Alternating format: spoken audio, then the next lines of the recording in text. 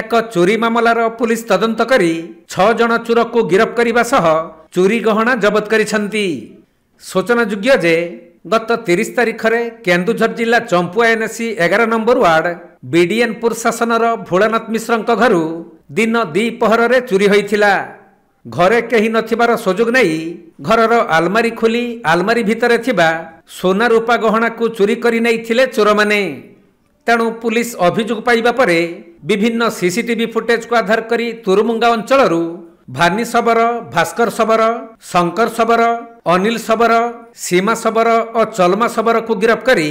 ସେମାନଙ୍କ ନିକଟରୁ 5ଟି ସୁନା ମୁଦି, 5 ହଳ ସୁନା କାନଫୁଲ, ସୁନା ଚେନ୍, 4ଟି ନାକନୁଥ, 4 ହଳ ସୁନା ବଳା ଓ 5 ହଳ ରୂପା ପାଉଁଜି ସମେତ ଅନ୍ୟ ସବୁ ଗହଣାକୁ ଜବତ କରିଛନ୍ତି। ଏଥିସହିତ ଚୋରି ବେଳେ ବ୍ୟବହାର କରାଯାଇଥିବା 3ଟି ବାଇକକୁ ମଧ୍ୟ ଜବତ କରିଛି ପୁଲିସ। ଗିରଫ ଅଭିଯୁକ୍ତମାନେ କେଳା ସମ୍ପ୍ରଦାୟର ହୋଇଥିବା ବେଳେ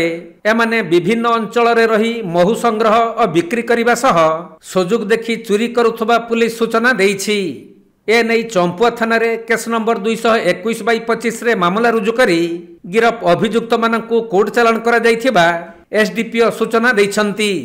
7/2025 ତାରିଖ ଦିନ ଆମର ବିଡିଏନ୍ ଶାସନ ଚମ୍ପୁଆର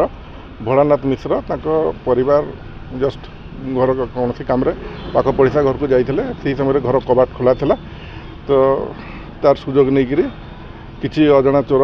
घर पशिकी घरे आलमीरा जहाँ सुना गहना जिनस सी सब जिनस को से चोरी करके नहीं जाते से थाना अभियोग कले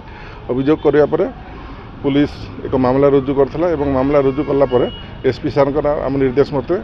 2टा स्पेशल टीम होता से टीम आम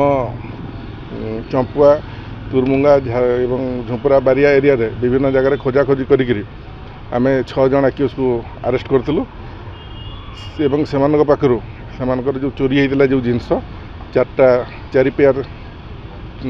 चूड़ सुनार कानर झुमका